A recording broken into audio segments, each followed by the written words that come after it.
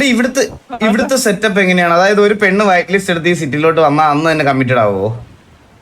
അന്ന് എന്റെ ലീവിലെ ആൾക്കാരായിട്ട് കമ്മിറ്റഡ് ആവും. ഇല്ല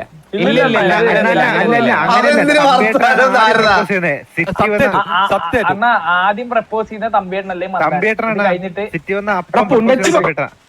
ഞാൻ നിന്നോട് അവരോട് പ്രപ്പോസ് ചെയ്യുന്നേ അണ്ണ ഞാൻ പറയുന്നില്ല. നിന്റെ ഗേൾഫ്രണ്ട് ആണെന്ന് ഞാൻ പറഞ്ഞടാ. എനിക്കടുത്ത ലോട്ടറി അടിച്ചോണ്ട് പോയാലോ നീ. അണ്ണ ഉള്ള സത്യം പറയാല്ലേ, 50 വട്ടം ഡെയ്സിനെ മന്ദാരം പ്രപ്പോസ് ചെയ്തു, 50 വട്ടം റിജക്ട് ചെയ്തു. മോബി ആയി ഒരു വട്ടം. ഞാനില്ലാണ്ട് ഞാൻ പോവാണ്ട. എല്ലാരും എന്നെ കളിയാക്കുന്നതാണ്. ഈ മോബിയാണെങ്കിൽ എവിടെ പോകുമ്പോ ഡേസിനെ കൂട്ടിട്ട് വരും. ഒരു മനുഷ്യന്റെ വിഷമം മനസ്സിലാക്കിക്കൂടാ. ഞാൻ ഒറ്റയ്ക്ക് ഒരാൾ വിഷമിക്കുന്നിടത്ത് നീ ഇങ്ങനെ കപ്പിളായിട്ട് വരലടാ ബോബി. അത് അവന് മാത്രമല്ല, എനിക്കും അത് ബുദ്ധിമുട്ടുണ്ടാകുന്നുണ്ട്. നമുക്ക് എല്ലാവർക്കും ബുദ്ധിമുട്ടുണ്ട്. നിങ്ങൾ കപ്പിൾസ് എല്ലാരും മാറിക്കോ പ്ലീസ്. വിഷമിക്കണടാ മന്ദാരം, എന്റെ കൂടെ കരയിക്കല്ലേ നീ. എല്ലാരും കൂടെ കളിയാക്കുന്നുണ്ട്. ഈ സിവന്നവരും നിന്നവരും പോന്നവരൊക്കെ എന്നെ കളിയാക്കിട്ട് പോന്നെ. മന്ദാരം നിനക്ക് എവിടെയെങ്കിലും ഉണ്ടാവണ ഞാനും ഇതുപോലെ ഒരു ദിവസം പൊട്ടിത്തിറങ്ങി. പവർ ബാങ്കാ ഞാൻ കരയുമ്പോ അവള് മൂക്കട്ട പോലും തുറക്കാൻ വന്നിട്ടില്ല. ഇപ്പം വന്നേക്കുന്നു. എന്നോട് സംസാരിക്കാൻ ഞാൻ ഇല്ലേ മിണ്ടാണ്ട് പെങ്ങളെ. ഞാൻ പോട്ടെ. എന്നാ അല്ല നിനക്ക് ഋജുവിലാണേ നിങ്ങൾ ഈ കാര്യത്തിൽ തീരുമാനം. മുള്ളംകല്ലി കാണും. അതായത് പണ്ട് ഇവിടെ താരാന്ന് പറഞ്ഞ പെണ്ണ് ഓളെ ഞാൻ സെറ്റാക്കി എല്ലാം വന്നപ്പോ അത് രായണ്ണം കൊണ്ടുപോയി. അത് കഴിഞ്ഞിട്ട് ഞാൻ വേറൊരാളെ നമ്മള് മീയനെ കണ്ടപ്പോ ഈ മീയ ഇതിനെ കണ്ട് സെറ്റാകാൻ നിന്നപ്പോ അത് ചൂട് കൊണ്ടുപോയി. എല്ലാം പോട്ട് എന്നിട്ട് കെല്ലിനെ കണ്ടിട്ട് ഞാൻ എന്തൊക്കെ ജുഗ്രുവിന്റെ അടുത്ത് സംസാരിക്കാൻ ഏൽപ്പിച്ച് ആ തൂമ കണ്ട 2 മണിക്കൂർ സംസാരിച്ചിട്ട് ഓൻ സെറ്റാക്കി. ഞാൻ എന്റെ അവസ്ഥ മനസ്സിലാക്കി. അപ്പൊ നിങ്ങൾ എന്റെ അവസ്ഥ ഒന്ന് മനസ്സിലാക്കിയിട്ടുണ്ടാ? നീ എന്റെ കൂടെ നടന്നിട്ട് ലാസ്റ്റ് ഇവനായിട്ട് സെറ്റായി. ഈ ദേശി എന്റെ കൂടെ നടന്ന് ഈ മോബിയായിട്ട് സെറ്റായി. ഇത് രണ്ട് ഇത് ഇനി ഇവരുടെ കല്യാണത്തിന് പന്തലിടുന്ന തൊട്ട് അവസാനം വേസ്റ്റ് കുഴി ഒഴിച്ച് ഇല ഇടുന്നത് വരെ ഞാൻ ചെയ്യണേ. അതാണ് ചോക്കിട്ട് നിങ്ങൾ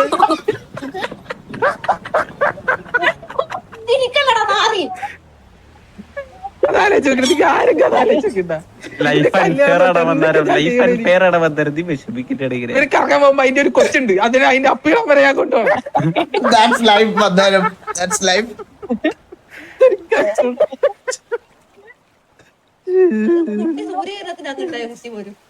ഇതുപോലെ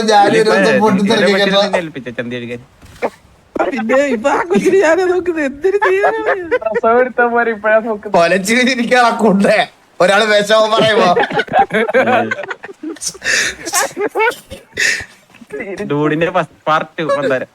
മോബിന്റെ സന്തോഷം കണ്ട ഇത് ശ്വാസം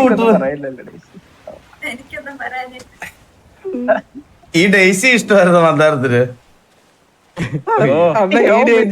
ഞാൻ പറഞ്ഞത് 50 പ്രാവശ്യം ഇവളെ തുപ്പിയിട്ട് എന്റെ ചുരുക്കി പറഞ്ഞ നീ ഒരു പ്രേമരോഗിയാ, നിനക്ക് എല്ലാരും ഇഷ്ടമാ. അങ്ങനെ എല്ലാരും ഒന്നും അല്ല.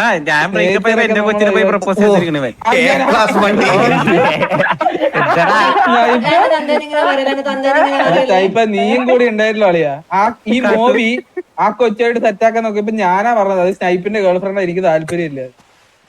എന്നിട്ട് നീ എന്നെ അങ്ങ് ഇതാക്കിയല്ലോ. നീ ആയിക്കോട്ടെടാ. അല്ല ഡേസി, ഞാനൊരു പേഴ്സണലാണ്, എന്നാലും ഞാനൊരു ചോദിക്കുകയാണ്, മന്ദാരത്തിനെ റിജക്ട് ചെയ്യാനുള്ള ഒരു റീസൺ എന്തായിരുന്നു? ഒരു റീസൺ എന്റെ സിസ്റ്റർ മന്ദാരത്തിന്റെ ഗേൾഫ്രണ്ട് ആയിരുന്നു. അപ്പൊ സത്യങ്ങളെല്ലാം പറഞ്ഞോ? കുട്ടീനെ ഇഷ്ടമല്ലാന്ന് പറഞ്ഞ ആ കുട്ടീനെ പറഞ്ഞു. ചേച്ചി അനിയത്തി ആരെയൊക്കെ വേണം നിനക്ക്? അണ്ണ എന്താന്ന് പറ അണ്ണ, അതും കൂടെ ചോദിക്ക. എന്താന്ന് ആ പെണ്ണില്ല അണ്ണ എന്നോട് പറഞ്ഞു ഡോക്ടറാന്ന് ഈ സെറീന. ഹലോ എന്നിട്ട് ഡോക്ടറാന്നൊക്കെ പറഞ്ഞു ഒരു ദിവസം നമ്മ അണ്ടി ഫാക്ടറി ഇല്ല, നമ്മളെ അണ്ടി ഫാക്ടറി അവിടെ പോയപ്പോ ഇവിടെ അവിടെ ഇരുന്ന് അണ്ടി തല്ലുന്നുണ്ട ഈ ഡോക്ടർ. വിശ്വാസം എന്തിനല്ലേ ചെയ്തത്? അതല്ല പോട്ടെ, ഡോക്ടറാന്ന് പറഞ്ഞ നമ്മളതിനെ പറ്റിച്ച് എന്തിനായിരുന്നു? പക്ഷെ ഡോക്ടർ ആയിരുന്നല്ലോ. ആ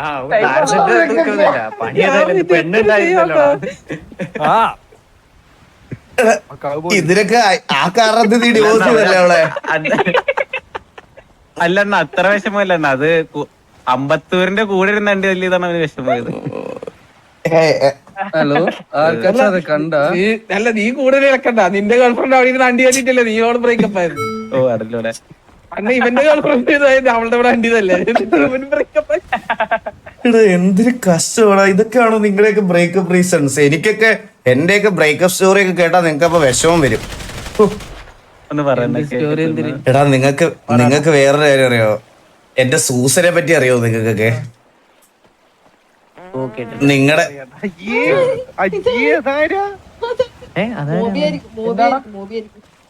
എടാ സൂസനും ഞാനും ഒക്കെ ഉള്ള റിലേഷൻഷിപ്പ് ഒക്കെ ബ്രേക്ക് ചെയ്ത റീസൺസ് ഒക്കെ കേട്ടാ നിങ്ങൾക്ക് തന്നെ വിഷമം വരും. ഇതൊക്കെയാണോ റീസൺ എന്ന് ചോദിക്കും. റീസൺ ഒരു ഓക്കെ ലാസ്റ്റ് കാരണം ഞാൻ ഇവിടെ ഇരുന്ന് കാര്യം പറഞ്ഞുതരാം. ബാ. ഈ കൂട്ടിന്റെ ഉള്ളിൽ കയറാം. അല്ല ഇവിടെ ഇരിക്കാം, ഇവിടെ തറ ഇരിക്കാം. എനിക്ക് ആരെങ്കിലും ഒരു പാട്ട് വെച്ച് തരുമോ? BGM വേണം സെറ്റ്. എന്നാ നീട്ടത്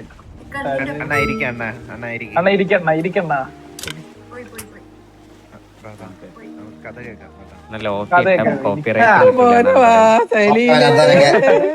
ഒരു പോപ്കോൺ ഒക്കെ എടുത്തിരുന്നു കുറച്ചു നേരം സംസാരിക്കാം.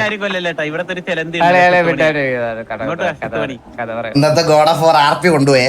കഥ കേൾക്കാം, ചുട്ടുപടി ഇങ്ങോട്ട്. സ്പൈഡർ പെരുസാകുന്നു. അതെന്റെ സാധനം. ഇതെന്ത് എടാ ഇട്ടുകാരി അതെന്റെ സാധനം. എന്റെ ആളാ. ഒന്ന് ചെല്ല്. ഹെൽത്ത് പോകുന്നത്. അതിന്റെ ഇടയിൽ കൂടെ എടാ ഇതല്ല വേറൊരു നല്ലൊരു ബാക്ക്ഗ്രൗണ്ട് മ്യൂസിക് ഇതാ. അടങ്ങിയിരിക്കടാ. ഇങ്ങനത്തെ അല്ലേ അപ്പൊ കൂട്ടാ കോച്ച് ഇപ്പൊ ഇങ്ങനെ സ്റ്റോറിക്ക് അനുസരിച്ച് പാട്ട് മാറി മാറി വരണേ. ഇതെന്ത് ഞാൻ കുറച്ചൊരു ഫേസ് ക്യാം ഓഫ് ചെയ്യട്ടെ, എന്നാലും നിങ്ങൾക്ക് RPയുടെ ഒരു ഫീൽ കിട്ടും.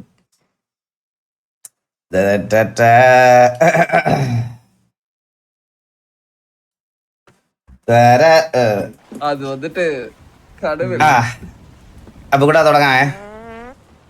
അടങ്ങിയില്ലടാ, അത് ഇടല്ലേടാ. കോച്ച്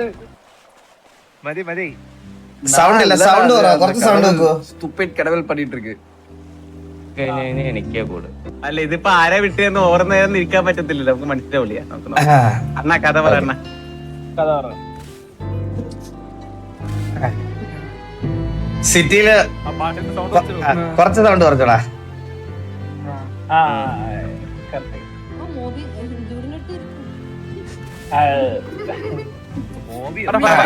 ഓക്കെ പറയാം. നിങ്ങളൊക്കെ ഇപ്പൊ സിറ്റിയില് ഇതുപോലെ ലൈൻ അടിച്ച് നടക്കുന്നത് പോലെ എനിക്കും ഇങ്ങനൊക്കെ നടക്കാൻ ഭയങ്കര ആഗ്രഹമായിരുന്നു ആ സമയത്ത്.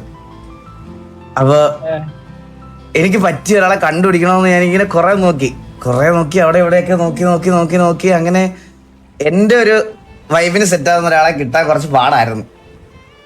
അപ്പോഴാണ് ഞാൻ സൂസനെ കാണുന്നത്. സൂസൻ എന്ന് പറഞ്ഞാൽ എനിക്ക് ഒരാളെ വെച്ച് കമ്പയർ ചെയ്ത് പറയാൻ പോലും പറ്റൂല.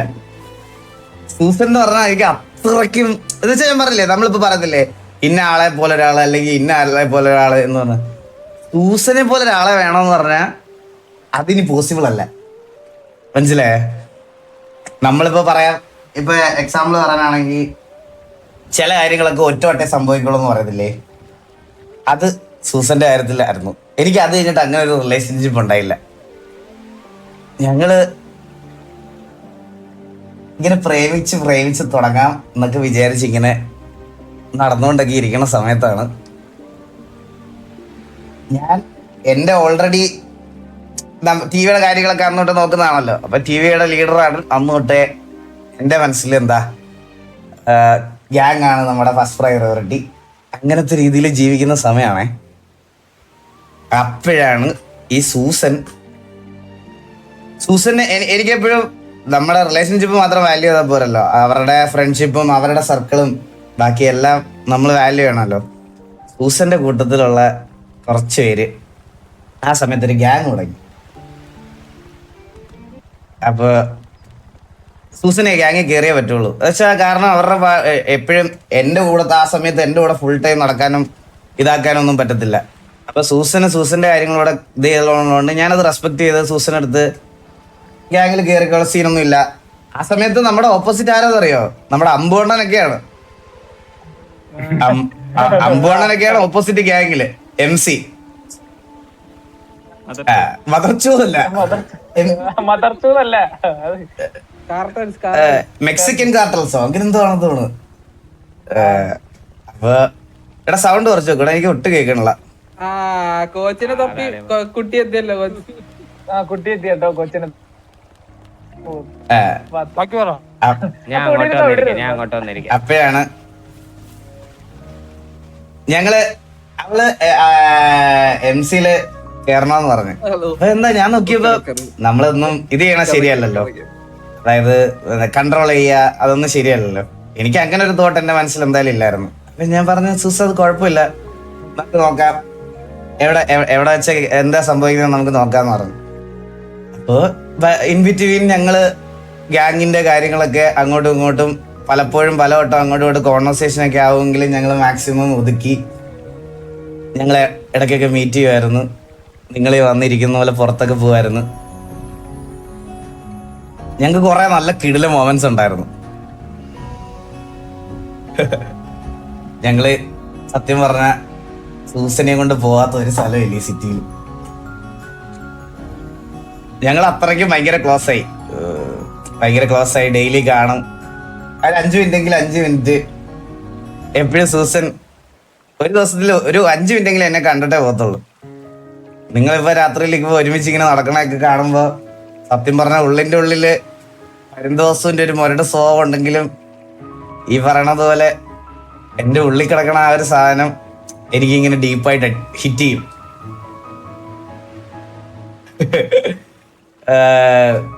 ബട്ട് സ്റ്റിൽ ഞാനിങ്ങനെ ചുമ്മാ തമാശക്കൊക്കെ നിങ്ങളുടെ അടുത്ത് പറയണതാ.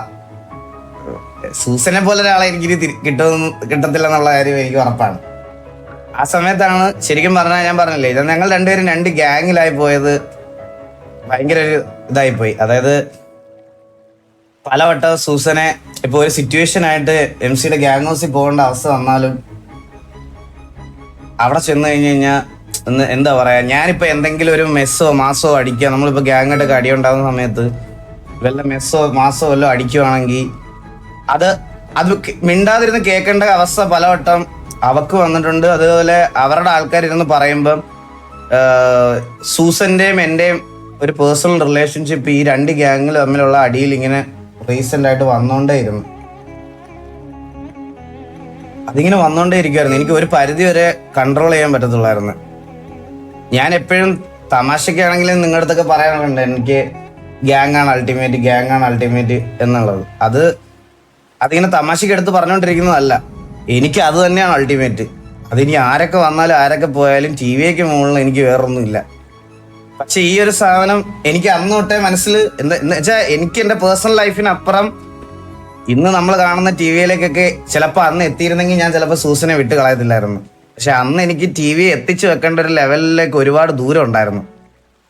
ആ ദൂരത്തിലോട്ട് വരാൻ എനിക്ക് ഒരുപാട് കഷ്ടപ്പെടുക വേണമായിരുന്നു, ഒരുപാട് കാര്യങ്ങൾ ചെയ്യാനും ഉണ്ടായിരുന്നു. ആ സമയത്ത് ഈ പ്രേമം അല്ലെങ്കിൽ ഈ കാര്യങ്ങളൊന്നും കോൺസെൻട്രേറ്റ് ചെയ്യാൻ പറ്റുന്ന ഒരു സാഹചര്യത്തിലായിരുന്നില്ല എനിക്ക്. പക്ഷെ എനിക്കറിയാം ഞാൻ അവിടെ എൻ്റെ സാർത്ഥതയായിട്ടുള്ള എൻ്റെ ഗ്യാങ്ങിൻ്റെ കാര്യത്തിന് വേണ്ടിയിട്ട് ഞാൻ സാക്രിഫൈസ് ചെയ്തപ്പോൾ ഒരു കൊച്ചിന് എന്നോടുള്ള ട്രസ്റ്റ് അടക്കം ആണ് അവിടെ പോയതെന്ന് ഞാൻ പിന്നീട് സക്സസ്ഫുൾ ആയതിനു ശേഷം ആലോചിച്ചപ്പോഴാണ് എനിക്കത് മനസ്സിലായത്. ഞങ്ങൾ മൾട്ടിപ്പിൾ ടൈംസ് ഞാൻ അവളുടെ അടുത്ത് ഓരോ കാര്യങ്ങൾ പറയുമ്പോൾ അവൾക്ക് അത്രയ്ക്ക് വേണ്ടപ്പെട്ട ആൾക്കാരുടെ അടുത്തൊക്കെ ആയിരിക്കും ഞാൻ ഇരുന്ന് മാസ് അടിക്കുന്നത്. ഈ മാസ് അടിക്കുന്നത് കേൾക്കുമ്പോൾ ഉണ്ടല്ലോ ആൾക്കാർ അവൾക്ക് എന്നോടത് പറയണമെന്നുണ്ട് അങ്ങനെ ചെയ്യല്ലേ എന്ന്. പക്ഷേ എനിക്കത് കേൾക്കാനുമുള്ള ബുദ്ധിമുട്ടുണ്ട്. ഞാൻ ഒരിക്കലും വേറെ ഒരു കാര്യങ്ങളും എനിക്ക് ഇതിനു വേണ്ടിയിട്ട് സാക്രിഫൈസ് ചെയ്തിട്ടില്ല. അതുകൊണ്ട് ഞാൻ ഈ പറഞ്ഞതുപോലെ അവരുടെ മുമ്പിലിരുന്ന് മാസ് അടിക്കുന്നത് പലവട്ടം അവർക്ക് അക്സെപ്റ്റ് ചെയ്യാൻ പറ്റാത്തൊരു മൊമെന്റിലേക്ക് എത്തി തുടങ്ങി കാര്യങ്ങളൊക്കെ. ആ ടൈമിലാണ് എനിക്ക് സത്യം പറഞ്ഞാൽ വേറെ ഒരു ഓപ്ഷനും ഉണ്ടായിരുന്നില്ല. ഈ റിലേഷൻഷിപ്പ് നിർത്തുക എന്നുള്ളതായിരുന്നു എൻ്റെ മുമ്പിൽ ഒന്നാമത് അവസാനമായിട്ടുള്ള ഒരു ഇതെന്നാണ്. കാരണം എനിക്ക് പറഞ്ഞില്ലേ, ഈ ഗ്യാങ്ങിന്റെ അപ്പുറത്തോട്ട് വേറൊരു കാര്യവും ചെയ്യാൻ പറ്റുന്ന ഒരു സാഹചര്യത്തിലായിരുന്നില്ല. ഇന്നായിരുന്നെങ്കിൽ എനിക്ക് 100% ഉറപ്പാ. ഇപ്പൊ ഞാനില്ലെങ്കിലും അല്ലെങ്കിൽ എന്റെ ഒരു കാര്യങ്ങൾ എന്തെങ്കിലും ഇവിടെ നോക്കി നടത്താനും നോക്കി കൊണ്ടുപോകാനും ഇഷ്ടം പോലെ പിള്ളേരുണ്ടായിരുന്നു. പക്ഷെ അന്ന് അങ്ങനെ അല്ലായിരുന്നു. സൂസൻ എനിക്കൊരു നല്ലൊരു കാറ് ഗിഫ്റ്റ് ചെയ്തിട്ടുണ്ടായിരുന്നു, സുവ എന്ന് പറഞ്ഞിട്ട്. അത് ശരിക്കും പറഞ്ഞ എന്റെ സിറ്റിയിലെ വൺ ഓഫ് ഒരു ഫേവറേറ്റ് കാറായിരുന്നു അത്. ഞാൻ എവിടെ പോയാലും ഞാൻ എടുക്കുന്നത് അതായിരുന്നു. അവസാനം എനിക്കിത് കൈ നിൽക്കത്തില്ലെന്ന് മനസ്സിലായപ്പോൾ ഞാൻ സൂസനെ വിളിച്ചിട്ട് പോയിട്ട് ഞാൻ സൂസന്റെ അടുത്ത് പറഞ്ഞു, സൂസ എനിക്ക് എൻ്റെ ഗ്യാങ് ആണ് വലുത്, ഇതിപ്പോൾ മൾട്ടിപ്പിൾ ടൈംസ് ആയി, നമ്മളിത് അങ്ങോട്ടും ഇങ്ങോട്ടും കേട്ടോണ്ടിരിക്കുന്നു, ഒന്നും മിണ്ടാതിരിക്കുന്നു. നിന്റെ ഗ്യാങ്ങിലുള്ളവർക്കും ഒന്നും മിണ്ടാൻ പറ്റത്തില്ല, എൻ്റെ ഗ്യാങ്ങിലുള്ളവർക്കും ഒന്നും മിണ്ടാൻ പറ്റത്തില്ല. അതുകൊണ്ട് ഇതിനി ഇതിൻ്റെ അപ്പുറത്തോട്ട് വേണ്ടാന്ന് പറഞ്ഞ് അവിടെ വെച്ചങ്ങ് നിർത്തി. ഇപ്പോഴും ഞാൻ റിഗ്രറ്റ് ചെയ്യുന്നുണ്ട്. റിഗ്രറ്റ് ചെയ്യുന്നുണ്ടോ എന്ന് ചോദിച്ചാൽ ഉറപ്പായിട്ട് ഞാൻ ഇപ്പോഴും നല്ല രീതിയിൽ റിഗ്രറ്റ് ചെയ്യുന്നുണ്ട്. കാരണം എന്നോട് അവസാനമായിട്ട് സൂസൻ പറഞ്ഞത് ഇത്രേ ഉള്ളൂ, എൻ്റെ അത്രയും വേറെ ആരെയും സ്നേഹിച്ചിട്ടില്ല, ഒരിക്കലും അവളെ എൻ്റെ സൈഡിൽ നിന്ന് പ്രതീക്ഷിച്ച ഒരു മറുപടിയും തീരുമാനവും ആയിരുന്നില്ല എന്ന് എന്നോട് സൂസൻ പറഞ്ഞായിരുന്നു. അത് ആ സമയത്ത് ഞാൻ അതിനെപ്പറ്റി വലിയ ആലോചിച്ചിരുന്നിട്ടില്ല. പക്ഷെ നിങ്ങളെയൊക്കെ ഇപ്പൊ കാണുമ്പോഴും അല്ലെങ്കിൽ ബാക്കിയുള്ള ആൾക്കാരെയൊക്കെ കാണുന്ന സമയത്ത് എനിക്ക് അത് മനസ്സിൽ വരാറുണ്ട്. ഞാൻ അങ്ങനെ ഒരിക്കലും പറയാൻ പാടില്ലായിരുന്നു, അല്ലെങ്കിൽ ഞാൻ ചെയ്യാൻ പാടില്ലായിരുന്നു. ആലോചിച്ചിരുന്നെങ്കിൽ ഒരുപാട് സൊല്യൂഷൻസ് ആ സമയത്ത് ഉണ്ടായിരുന്നേന് എൻ്റെ അടുത്ത് ചേട്ടോ. ഞാൻ ഒരിക്കലും സൂസനെ കുറ്റം പറയില്ല. സൂസൻ ഇപ്പൊ സിറ്റിയിലോട്ട് വരാറില്ല, ഇങ്ങോട്ടൊന്നും വരാറില്ല. സൂസൻ വേറൊരു നടുവില് വന്ന് എനിക്കറിയാം, അത് അങ്ങനെയല്ല. സൂസൻ അങ്ങനെ വരാറില്ല മൊത്തത്തില്. ഇടയ്ക്കൊക്കെ വന്ന് കണ്ടിട്ട് പോണതേ ഉള്ളൂ. സൂസൻ ഇപ്പൊ മലേഷ്യയില.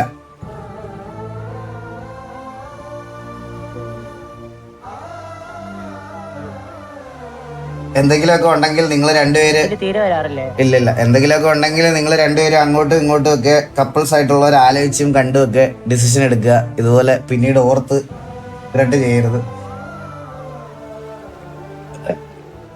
തിരിച്ചും കളിച്ചും നടക്കുന്ന സമയം മാത്രമല്ല, നാളെ ഒരുമിച്ച് കുറച്ച് വിഷമങ്ങൾ ഫേസ് ചെയ്യേണ്ട സമയം വരും. അന്നേരം ഇപ്പൊ സന്തോഷത്തിലുള്ള കോർഡിനേഷൻ ആ വിഷമത്തിലും ഉണ്ടാവണം.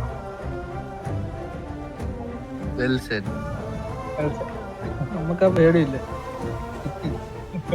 കോർഡിനേറ്റ് ആളില്ല. ഒന്ന് പോയിടിച്ച് വൺ ഡൗൺ.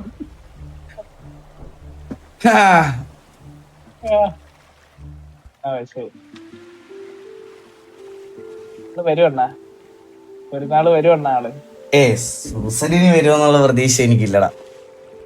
സൂസനെ പോലെ ഒരാളെ ഞാൻ തെരഞ്ഞു നടക്കൂല, അങ്ങനെ ഒരാളെ കിട്ടൂല. തിരിച്ചു വന്നാലോ? തിരിച്ചു വന്നാ അപ്പൊ കെട്ടി വീട്ടിൽ കൊണ്ടുപോയില്ലേ കോച്ച്? പിന്നെ അല്ലേ, അത്രേ ഉള്ളൂ, അത്രേ ഉള്ളൂ. യാര് വന്നാലും പിന്നല്ലാതെ സൂസനെ മിസ് ചെയ്യുന്നുണ്ടോ? മിസ് ചെയ്യുന്നുണ്ടോന്ന് ഇത്രയും ഞാൻ സംസാരിച്ചത് സൂസനെ മിസ് ചെയ്യാത്തോണ്ടാണോ? ഇപ്പൊ ഈ ഇരിക്കുന്ന ടൈമില് ഉറപ്പായിട്ടും സൂസനെ മിസ് ചെയ്യുന്നുണ്ട്.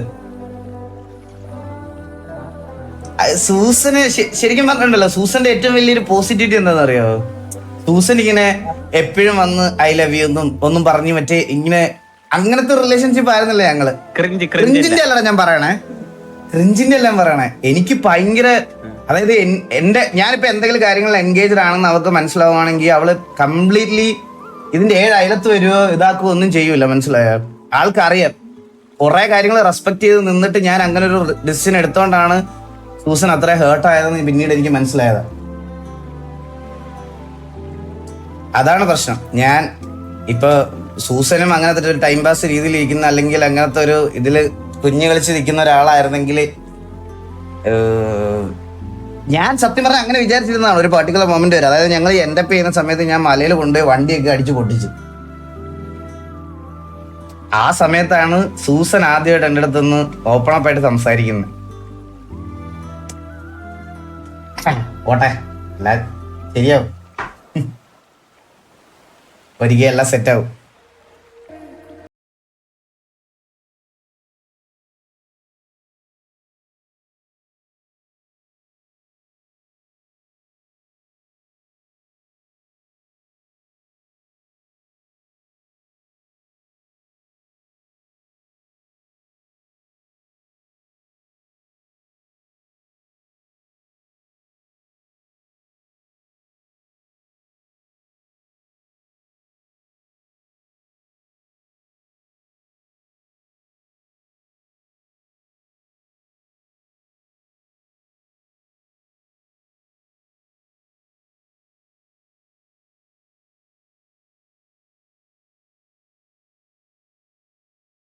കൂടുതൽ ബ്യൂട്ടിഫുൾ ആക്കുന്നത് എന്താണ്?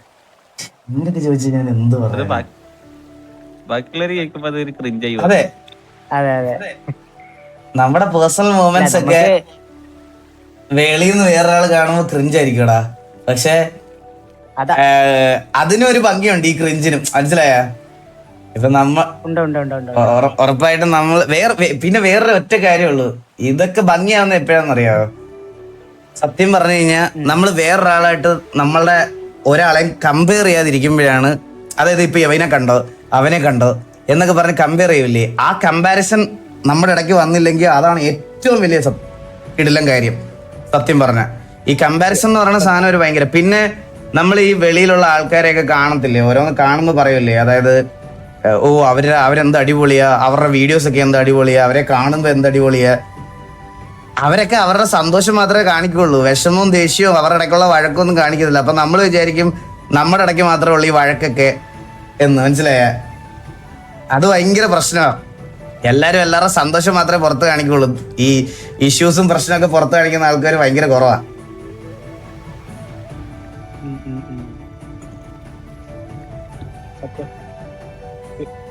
സത്യം. അതെ.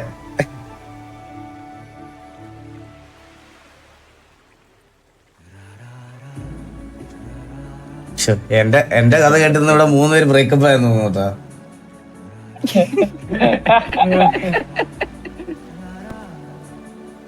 കോച്ചിന് ഇപ്പൊ കിട്ടും.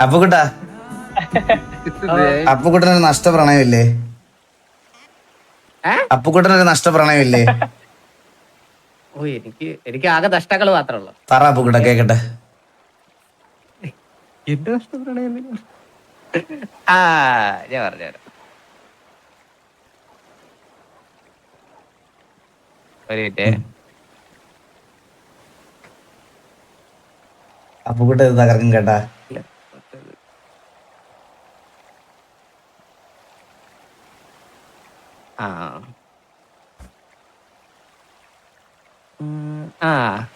എന്റെ പ്രണയം ഞാനും തട്ടത്തിമറയത്തും കണ്ടോണ്ടിരിക്കുന്ന സമയത്തായിരുന്നു. സത്യം പറഞ്ഞു കഴിഞ്ഞാ മറ്റേ ഈ അന്ന് ഈ ഫോണില്ല. ഫോണ് എന്ന് വെച്ച് കഴിഞ്ഞാൽ നമ്മള് ഒരു ചെറുപ്പാ. അപ്പൊ നമ്മളെ കയ്യിൽ ഫോണൊന്നില്ല. ഫോണൊന്നില്ലാണ്ട് നടക്കുന്ന ഒരു ടൈമായിരുന്നു. അപ്പൊ ഞാൻ ഓൾറെഡി ഒരു കൊച്ചിനോടല്ല, എന്റെ കുറച്ചുപേര് എന്നെ മോട്ടറാക്കിയിട്ട് ഞാനൊരു കൊച്ചിനോട് അറിയാണ്ട് ഇഷ്ടാന്നൊക്കെ പറഞ്ഞിട്ടുണ്ടായിരുന്നു. അപ്പൊ ആ ടൈമില് ഞാൻ ആ ഡിപ്രഷനിൽ ഇരിക്കുന്ന സമയത്തായിരുന്നു. അപ്പോഴാണ് ഇവള് എന്റെ ലൈഫിലോട്ട് ഇങ്ങനെ ഒരു ഫ്രണ്ട് പോലെ ഇങ്ങനെ കേറി കിടന്നു വരുന്നത്. അവള് അങ്ങനെ കിടന്നു വന്നിട്ട് നമ്മള് നോർമലി ഇങ്ങനെ കമ്പനി ആയിട്ട് വന്നു. അപ്പൊ കമ്പനി ആയിട്ട് വന്ന സമയത്ത് ഇഷ്ടം തുറന്നു പറയണമല്ലോ. പക്ഷെ എനിക്ക് ക്രഷ് അടിച്ച്, അവൾക്ക് എങ്ങനെയാന്ന് എനിക്ക് അറിയത്തില്ല. അപ്പൊ ഞാൻ ഇങ്ങനെ ഇടയ്ക്ക് ഇങ്ങനെ ഓരോന്നിങ്ങനെ നമ്മളിങ്ങനെ ക്ലാസ് റൂമൊക്കെ നോക്കുന്ന സമയത്ത്, ക്ലാസ്സിൽ എടുക്കുന്ന സമയത്ത് ഞാൻ ജസ്റ്റ് നോക്കുന്ന സമയത്ത് അവളിങ്ങനെ തിരിഞ്ഞൊക്കെ നോക്കും. അപ്പൊ നമ്മൾ വിചാരിക്കും അവൾക്ക് എന്തോന്നുള്ള രീതിയിൽ നമുക്ക് ഓട്ടോമാറ്റിക്കലി ഇങ്ങനെ തോന്നി വന്നു. അപ്പൊ എനിക്ക് ഓട്ടോമാറ്റിക്കലി ക്രഷായി. ഞാന് അങ്ങനെ എങ്ങനെയെങ്കിലും അറിയിക്കണം എന്ന് ഞാൻ വിചാരിച്ചിട്ട് ഞാൻ അങ്ങനെ കുറെ നടന്നു. അപ്പൊ ഞാൻ കുറച്ച് ഇൻവെർട്ടർ അടയും ഞാൻ. പക്ഷെ സ്റ്റേം ഭാഷ തുറന്നു പറഞ്ഞാലേ അവർക്കും കൂടി അറിയത്തുള്ളൂ. അതുകൊണ്ട് ഇൻവെർട്ടർ ആയതുകൊണ്ട് ഞാൻ ഒരു വഴി നോക്കി നടക്കുന്ന സമയത്ത് ഇവൾ എന്റെ ഒരു ബുക്ക് ചോദിച്ചു. എന്റെ ഒരു ബുക്ക് കടം ചോദിച്ചു. എന്നിട്ട് ഇവള് വീട്ടിൽ കൊണ്ടുപോയിട്ട് പിറ്റേ ദിവസം ക്ലാസ്സിൽ വരുന്ന സമയത്ത് ഈ ബുക്ക് എനിക്ക് തന്നു.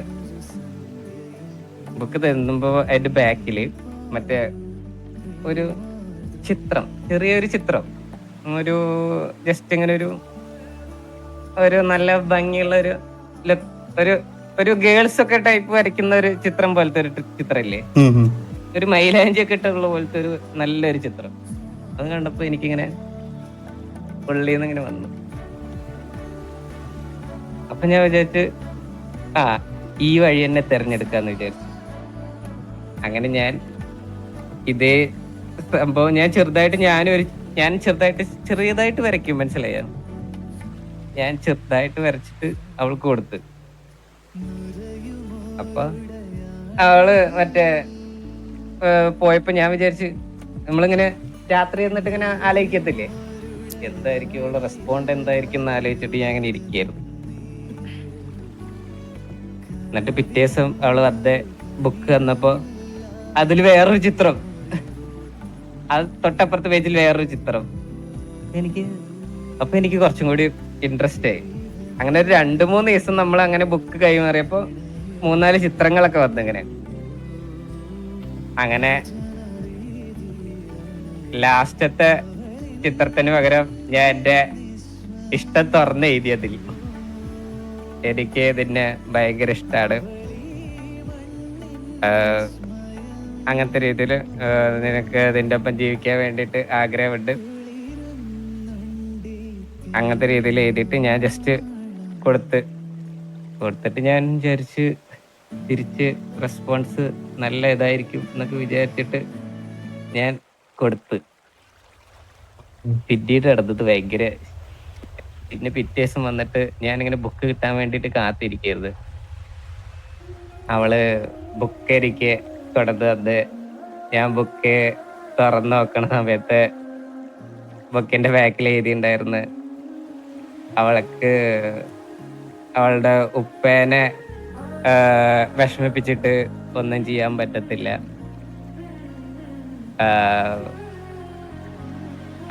അവളെ അങ്ങനെ അവരെ വിഷമിപ്പിച്ചിട്ട് ഞാൻ ഒന്നും ചെയ്യത്തുമില്ല, അവരുടെ സന്തോഷമാണ് എനിക്ക് വലുത്. അപ്പൊ എന്റെ മനസ്സ് മൊത്തം ഡിപ്രഷനായി മൊത്തത്തിൽ. എന്നിട്ട് പിന്നെ കുറെ ദിവസം അവളെ അങ്ങനെ നോക്കൊന്നും ചെയ്തില്ല. ക്ലാസ് ഇരുന്നിട്ട് ഞാനിങ്ങനെ തല വെച്ചിട്ട് ഇങ്ങനെ കിടന്നിട്ട് കരയും. എന്നിട്ട് പക്ഷെ ആരും അറിയത്തതില്ല. എന്നിട്ട് 2-3 ദിവസം കഴിഞ്ഞപ്പോ അവളെന്നെ വന്നിട്ട് എന്നോട് വന്നിട്ട് സംസാരിച്ച് നമുക്ക് പഴയ പോലെ തന്നെ ഒരു ഫ്രണ്ട്സ് പോലെ പോവാന്ന് വിചാരിച്ചു. പക്ഷെ എത്രയൊക്കെ ആണെങ്കിലും നമ്മൾ എത്ര ഫ്രണ്ട്സ് ആയിട്ടിരുന്നാലും നമുക്ക് പണ്ടത്തെ ഒരു നമ്മൾ ഇഷ്ടം തോന്നിയ ആളോട് ചിലപ്പോ നമുക്ക് അങ്ങനെ രീതിയിൽ തോന്നത്തില്ലല്ലോ.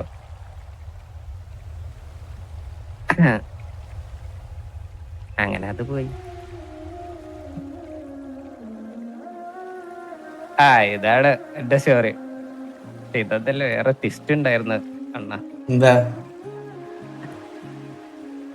ഉപ്പാനെ വിഷമിപ്പിക്കില്ല എന്ന് പറഞ്ഞ കൊച്ച്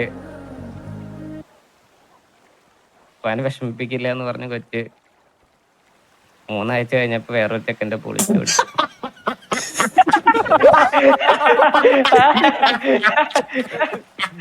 ഭയങ്കര ഫീലായി വന്നതായിരുന്നു.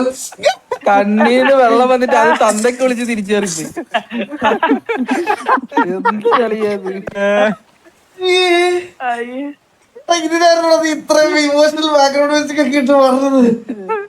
എനിക്ക് ഇമോഷണൽ അല്ലേ, ഒളിച്ചോടിപ്പോയത് എന്റെ അല്ലല്ലോ, ഒളിച്ചോടിപ്പോയത് എന്റെ അതല്ലല്ലോ, എനിക്ക് ഇമോഷണൽ. ഡിസ്കമ്പിയൊക്കെ കളഞ്ഞ മത്താരെ, നിന്നെ കണ്ടറിയാം നിനക്കൊരു കഥ പറയാനുള്ളത്. കഥ പറഞ്ഞ കാര്യം ഇല്ലടാ പറ. ആദ്യം തൊട്ടുള്ള കഥ പറയണമെന്ന്. എന്റെ കഥയൊക്കെ ട്രാജഡി മാത്രമേ ഉള്ളതാണ്. എന്തായാലും അതോടെ കേട്ടിട്ട് ഉറങ്ങാം നമുക്ക്. ഈ ചന്ദ്രു അലീനയുടെ ലവ് സ്റ്റോറി എങ്ങനെ അടിപൊളിയാത്. അയ്യോ അത് കേട്ട് അടുത്ത് ചന്ദ്രൻ അലീന ഇല്ലല്ലോ ഇവിടെ, അവരുണ്ടല്ലാതെ പറയാൻ പറ്റുള്ളൂ.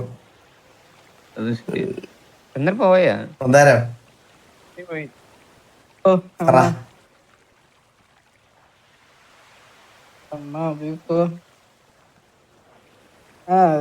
പണ്ട് എനിക്കൊരു കൊച്ചുണ്ടായിരുന്നു അണ്ണാ.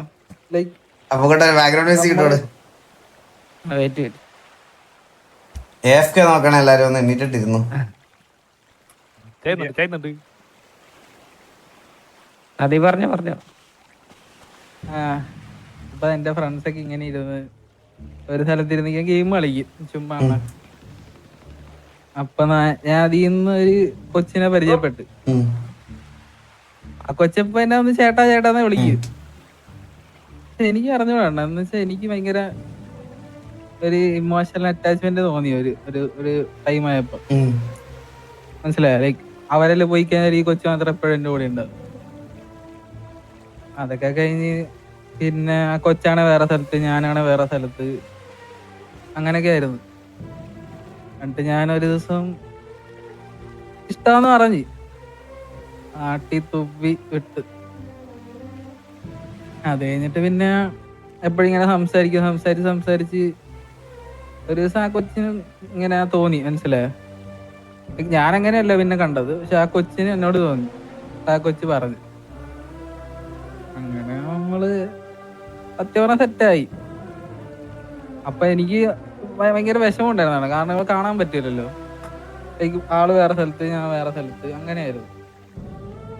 അങ്ങനെ നിന്നോണ്ടിരുന്നപ്പോ ഞാൻ വേറൊരു സ്ഥലത്ത് ജോലി ചെയ്തോണ്ടിരിക്കുകയായിരുന്നു. ഞാൻ ആ ജോലിയൊക്കെ കളഞ്ഞ് ഈ കൊച്ചുള്ള സ്ഥലത്ത് പോയിട്ട് ജോലി ചെയ്യാൻ തുടങ്ങി. അങ്ങനെ പിന്നെ ലൈക്ക് ജോലി എന്ന് പറഞ്ഞാൽ ഭയങ്കര സ്ട്രെസ്സാ. ലൈക്ക് ഒരു 18 മണിക്കൂറൊക്കെ ജോലി, 6 മണിക്കൂർ ഉറക്കം. ഈ 6 മണിക്കൂർ ഉറക്കുന്നതിൽ 1 മണിക്കൂർ ഇവളെ വിളിക്കും. അങ്ങനെയൊക്കെ ആയിരുന്നു. എന്നിട്ട് പിന്നെ ലൈക്ക് എപ്പെങ്കിലും ഒരു സോഫ് കിട്ടുമ്പം കൊച്ചിനൊക്കെ പോയി കാണും. അന്നേരം കിടിലായിരുന്നു സത്യം പറയാല്ലേ. അതായത് എന്റെ ലൈഫിൽ ഏറ്റവും കിടില് ഇത്. പിന്നെ ലൈക്ക് ഒരു സമയം കഴിഞ്ഞപ്പം കുറച്ച് നമ്മുടെ നാട്ടിലൊക്കെ കുറച്ച് പ്രശ്നങ്ങളൊക്കെ വന്ന് എല്ലാവരും വീടിന്റെ അകത്തായില്ലേ. അപ്പൊ പിന്നെ ഞാൻ വീട്ടിലോട്ട് മാറി. ഞാൻ ഇങ്ങനെ വേറെ സ്ഥലത്തേക്കൊക്കെ പോവാ ഇങ്ങനെ നിന്ന്. ലൈക്ക് എന്റെ വീട്ടുകാരെ അറിഞ്ഞ്, ഞാൻ കൊച്ചിന്റെ വീട്ടുകാരൊക്കെ അറിഞ്ഞ് നിൽക്കുമായിരുന്നു. പക്ഷെ ആ ഒരു ഡിസ്റ്റൻസ് വന്നപ്പം എനിക്ക് അറിഞ്ഞോളാം. ലൈക്ക് അവക്ക് ലൈക്ക് അവള് പഠിക്കുന്ന സ്ഥലത്തൊന്നും അവർക്ക് വേറെ ഫ്രണ്ട്സ് ഒന്നും. അങ്ങനെ ഞാൻ തന്നെ അവളോട് പറഞ്ഞു, ലൈക്ക് എല്ലാവരുമായിട്ട് കമ്പനി ആയി നടക്കണം, അങ്ങനെയൊക്കെ പറഞ്ഞിരുന്നു. ഒരു ദിവസം രാത്രി എനിക്കൊരു ഫോണ് വന്നു. ഒരു പയ്യനായിരുന്നു. എന്നിട്ട് ആ പയ്യൻ പറഞ്ഞ്, മന്ദാര ആ കൊച്ചിന്റെ പുറകെ നടക്കരുത്, ആ കൊച്ചിന് താല്പര്യമില്ല. അതാരാ വിളിച്ചേ? ഉള്ളൊരു ഫ്രണ്ടാ, എനിക്ക് അറിഞ്ഞൂടാ. അവൻ എന്നെ അറിയാം, എനിക്ക് അവനെ അറിയാം. താല്പര്യമില്ല എന്ന് പറഞ്ഞാ. ഞാൻ എന്താ പറയാ, ഞാൻ പിന്നെ കൊറേ ചോദിച്ചു എന്താ റീസൺ എന്നൊക്കെ ചോദിച്ചു. പക്ഷെ എനിക്കിപ്പോഴും വിഷമം എന്ന് വെച്ചാൽ എനിക്കിപ്പോഴും അതിന്റെ റീസൺ അറിഞ്ഞൂടാണ്. ഞാൻ എന്താ ചെയ്തത്, എന്ത് തെറ്റാ ചെയ്തതെന്ന് എനിക്കിപ്പോഴും അറിഞ്ഞു. ആ ഒരു വിഷമമില്ല അണ്ണാ. അതാണ് ഇപ്പോഴും ഞാൻ ഇങ്ങനെ നിൽക്കുന്നത്. നമുക്ക് എന്താ റീസൺ എന്ന് പോലും അറിഞ്ഞൂടെ. ആ റീസൺ അറിഞ്ഞിട്ടുണ്ടെങ്കിൽ നമുക്ക് എന്തെങ്കിലും നമ്മളെ ഇത് എന്തെങ്കിലും തിരുത്താനെങ്കിലും പറ്റൂലാണ്. അതെന്താന്ന് പോലും എനിക്ക് ഇപ്പോഴും അറിഞ്ഞതാണ്. ഞാൻ എന്താ ചെയ്തത്, എന്തെങ്കിലും മോശം ചെയ്തത് എനിക്ക് അറിഞ്ഞൂടാ. അതും അവള് പോലും അല്ല പറഞ്ഞു, വേറൊരാള് വിളിച്ചിട്ട് പറയും. ഞാൻ ലിറ്ററലി അവന്റെ മുന്നിൽ ഇരുന്ന് കരഞ്ഞു. എനിക്ക് ഒരറിയാത്ത ആളാണ്. ഓസിസി ഇവിടെ പറഞ്ഞു, ഇവിടെ ഓസിസി ആണെന്ന് പറഞ്ഞില്ലല്ലോ ബ്രോ. ഇത് അവന്റെ സിറ്റിയിലെ കഥയാണെങ്കിലോ? ഓസി ആണെന്ന് ബ്രോക്ക് എടുത്ത് പറഞ്ഞിട്ടില്ലല്ലോ. ഇത് അവന്റെ സിറ്റിയിലെ കഥയാണ്. പോയി ഞാൻ പിന്നെ ഞാൻ അകത്ത് പോയില്ല. നീ അവളെ കോണ്ടാക്ട് ചെയ്യാനൊന്നും ട്രൈ ചെയ്തില്ല? ഇല്ല, ഞാനൊരു പട്ടീനെ ഗിഫ്റ്റ് കൊടുത്തായിരുന്നു. അതിന്റെ ഫോട്ടോ ഒക്കെ ഇടയ്ക്ക് അയച്ചു തരായിരുന്നു. പിന്നെ ഞാൻ ഒന്നും പോയില്ല.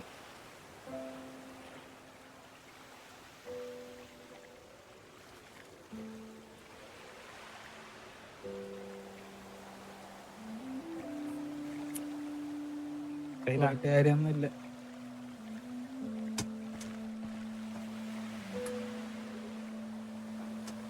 നാരദൻ എന്തെങ്കിലും പറയണ്ടോ? അനക്കാ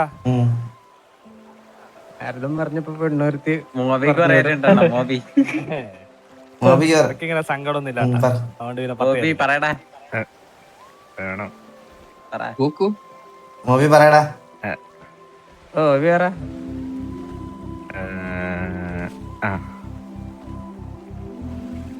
ഈ സംഭവം നടക്കുമ്പോൾ ഞാൻ ജോബിനൊക്കെ കയറിയ സമയത്ത് ഞാൻ എൻ്റെ ലൈഫിൽ ഫസ്റ്റ് റിലേഷൻ എല്ലാം എല്ലാം ആദ്യമായിട്ട് അനുഭവിക്കുന്ന ഒരു സമയം. അതായത് ജോബിന് ഫസ്റ്റ് ടൈം കയറി ഒരു 3-4 മാസത്തിന് ശേഷം ഒരു കൊച്ചിനെ കണ്ട് ക്രഷ് അടിച്ചു. പക്ഷേ എനിക്കത് അങ്ങോട്ട് പറയാൻ ഭയങ്കര പേടിയായിരുന്നു. ഞാൻ പറയത്തില്ലായിരുന്നു. എനിക്ക് എൻ്റെ മനസ്സിലുണ്ടെങ്കിൽ അത് എൻ്റെ മനസ്സിൽ തന്നെ വെച്ച് നടക്കുന്ന ഒരാളാണ്. അപ്പം ആ കൊച്ചിനിങ്ങോട്ട് തോന്നി, ആ കൊച്ചിൻ്റെ അടുത്ത് ഇങ്ങോട്ട് സംസാരിക്കാൻ വേണ്ടി വന്ന്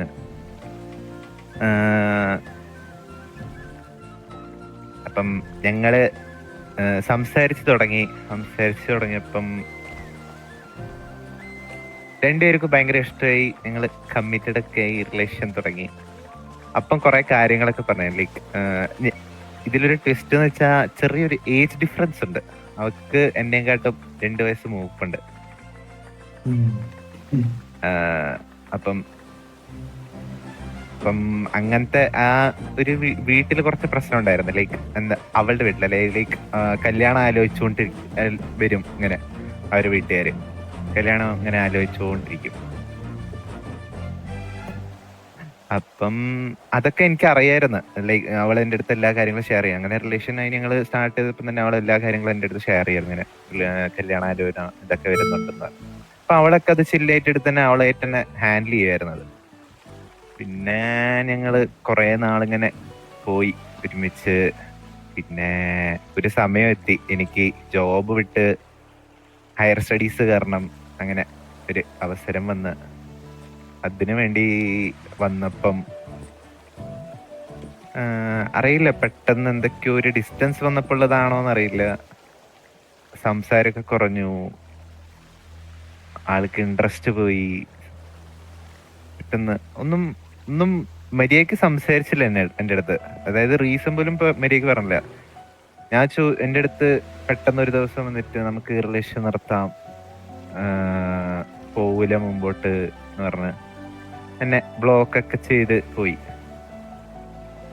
പിന്നെ ഞാന് ശരിക്കും പറഞ്ഞ എനിക്ക് ഭയങ്കര ഇഷ്ടമായിരുന്നു പുള്ളിയെ. അപ്പം അവള് അതൊന്നും ഒരു ഇതാക്കി എടുക്കാതെ ലൈക്ക് പോയി, ബ്ലോക്ക് ആക്കി പോയി. എനിക്ക് സംസാരിക്കാൻ തോന്നി, ഭയങ്കര സംസാരിക്കാൻ തോന്നി. ഞാൻ ഒരു 3-4 മാസമായിട്ട് ഭയങ്കര ഡിപ്രസ്ഡ് ആയിരുന്നു. ലൈക്ക് ഞാൻ ബ്ലോക്ക് ആക്കി പോയിട്ടും എനിക്ക് പുള്ളിയുടെ അടുത്ത് സംസാരിക്കണം, അവളുടെ അടുത്ത് സംസാരിച്ചില്ലെങ്കിൽ എന്തോ വലിയ റീസൺ അറിയണം. അപ്പൊ ഞാന് എൻ്റെ ഫ്രണ്ട്സിന്റെ ഫോണിൽ നിന്ന് അല്ലാതെ വീട്ടുകാരുടെ ഫോണിൽ നിന്നൊക്കെ ഞാൻ കോള് വിളിച്ച് സംസാരിക്കാൻ വേണ്ടി നോക്കി, റീസൺ അറിയാൻ വേണ്ടി നോക്കി. അപ്പം ആള് പറയുന്ന റീസൺ ഇതാണ്, ലൈക്ക് വീട്ടില് കല്യാണത്തിന് ഭയങ്കരമായിട്ട് ഫോഴ്സ് ചെയ്യുന്നുണ്ട്, അവക്ക് ഇത് കണ്ടിന്യൂ ചെയ്യാൻ പറ്റത്തില്ല എന്ന് പറഞ്ഞു. പക്ഷെ എനിക്ക് അറിയത്തില്ല അത് എത്രത്തോളം, ലൈക്ക് അവൾക്ക് അത്രയ്ക്കും ഇഷ്ടം ഉണ്ടായിരുന്നെങ്കിൽ എൻ്റെ അടുത്ത്, ലൈക്ക് അറ്റ്ലീസ്റ്റ് അവളെ വീട്ടില് ഒരു എന്റെ കാര്യം പറഞ്ഞു നോക്കിയേനെ. അതുപോലും ചെയ്തില്ല. ഒരു ചെറിയ എഫേർട്ട് പോലും അവള് ഇട്ടില്ല അവളുടെ സൈഡിൽ നിന്ന്. ഇതായിരുന്നു എന്റെ കഥ. പിന്നെ അതങ്ങനെ പോയി, മനസ്സിന്നും എല്ലാത്തിന്നും മാറ്റേണ്ടി വന്നു.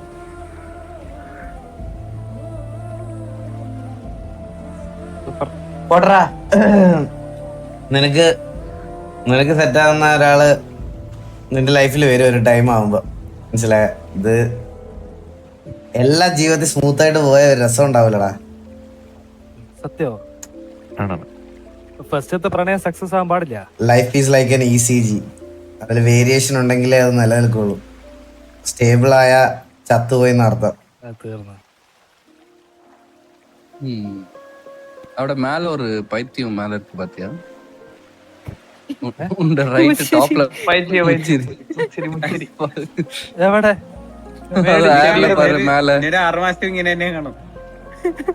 നമ്മളെ ആമ്പിള്ളേരോടെല്ലാം ചോദിച്ചു, ഇവിടെ സ്റ്റോറി പറയാൻ താല്പര്യമുള്ള ഏതെങ്കിലും പെൺകുട്ടികളുണ്ടോ?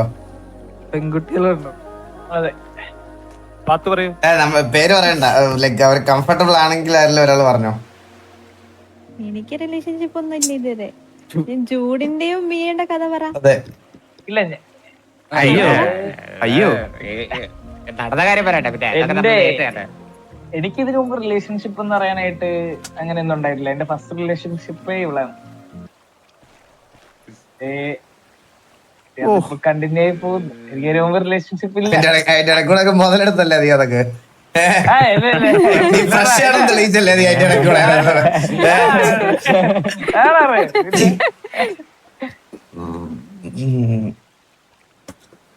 സ്നൈപ്പിനൊന്നും പറയാനില്ല. ഇല്ല ഇല്ല ആ സ്നൈപ്പിന്റെ ഒരു കഥ ഉണ്ട്. ഗോകുൽ എന്തെങ്കിലും പറയണ്ടോ? ഇല്ല ഗോകുൽ അത് സിക്പയാണ് റിലേഷൻഷിപ്പ് ഒന്നുമില്ല.